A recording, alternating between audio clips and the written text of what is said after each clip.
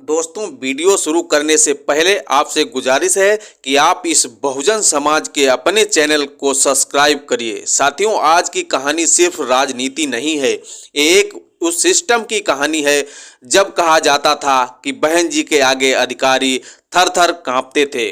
और ये लाइन यूं ही नहीं बनी और इसके पीछे सैकड़ों मीटिंग, हजारों फैसले और एक ऐसा नेतृत्व था जिसे आज भी लोग याद करते हैं।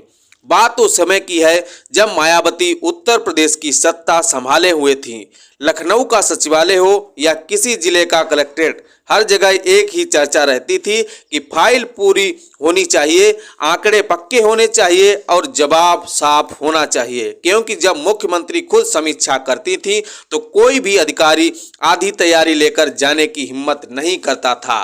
कहा जाता है कि मीटिंग से एक रात पहले अफसर अपने अपने विभाग की फाइलों खोलकर बैठ जाते थे, पुराने आदेश निकालते थे, पिछले टारगेट देखते थे, क्योंकि उन्हें पता था कि सवाल सीधे होंगे और जवाब में जरा हिचकिचाए तो कुर्सी पर असर पड़ सकता है। उस दौर में ट्रांसफर पोस्टिंग सिर्फ फोन कॉल से नहीं होती थी, बल्कि काम की रिपोर्ट से होती थी। जिसने काम किया वो आगे बढ़ा और जिसने टाल मटोल की वो साइड हो गया। यही वजह थी कि जिला अधिकारी से लेकर थानेदार तक सिस्टम में एक अलग तरह की सतर्कता दिखती थी। लोग कहते हैं कि अधिकारी डरते थे, लेकिन कई रिटायर्ड ऑफिसर आज भी मानते हैं कि वो डर नहीं बल्कि जवाबदेही थी। डर इस बात का कि काम नहीं तो सवाल होगा, और जवाबदेही इस बात की कि ऊपर बैठा नेतृत्व तो हर फाइल को गंभीरता से देख रहा है। बहन जी का प्रशासनिक अंदाज बिल्कुल अलग था। न ज्यादा बातें, न लंबे भाषण, सीधा सवाल और सीधा आदेश। कई बार मीटिंग में ऐसा सन्नाटा छा जाता था कि पंखे की आवाज तक सुनाई देने लगती थी, क्योंकि हर अफसर जानता था कि अब उसका नंबर आ सकता है। और जब नंबर आता था तो बहाने नहीं चलते थे। अगर सड़क नहीं बनी तो वजह पूछी जाती थी, अगर योजना जमीन पर नहीं उतरी तो जिम्मेदार तय होता था। और यही वजह थी कि उस समय सरकारी मशीनरी में एक अनुशासन नजर आता था। चाहे वो कानून व्यवस्था हो, प्रशासनिक नियंत्रण हो या योजनाओं की मॉनिटरिंग। समर्थकों का कहना है कि उस दौर में सिस्टम इसलिए चलता था क्योंकि ऊपर से नीचे तक एक ही संदेश था कि काम ही पहचान है। जबकि आलोचक कहते थे एक की शक्ति ज्यादा थी, लेकिन शक्ति और अनुशासन के बीच का फर्क वही समझ सकता है जिसने उस समय अफसरशाही को करीब से देखा हो।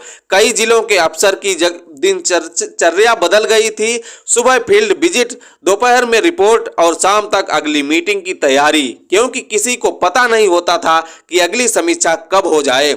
बहन जी की खासियत ये भी बताई जाती है कि वो आंकड़े पर खास ध्यान देती थी। सिर्फ कागजी रिपोर्ट नहीं बल्कि जमीनी सच्चाई जानना चाहती थी। इसलिए कई बार अफसरों से क्रॉस सवाल होते थे। अगर जवाब में विरोधाभास मिला तो तुरंत पकड़ लिया जाता था। यही वजह थी कि उस दौर में अफसर मीटिंग में बोलने से पहले 10 बार सोचते थे, क्योंकि अलग एक गलत आंकड़ा पूरी छवि बिगाड़ सकता था।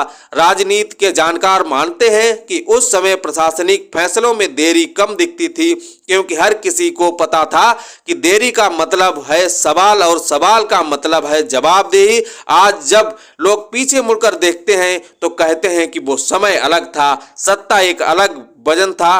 मुख्यमंत्री की कुर्सी सिर्फ प्रतीक नहीं बल्कि निर्णय का केंद्र थी। बहन जी के समर्थक आज भी गर्व से कहते हैं कि हमारी नेता ऐसी थी जिनके सामने बड़े बड़े अधिकारी भी पूरी तैयारी के बिना खड़े नहीं होते थे। फिलहाल आप क्या सोचते हैं? आप अपनी राय जरूर दीजिएगा। चैनल पर आप नए हो तो चैनल को सब्सक्राइब करिए। मिलते हैं फिर से नए वीडियो में नई जानकारी के साथ। धन्यवाद।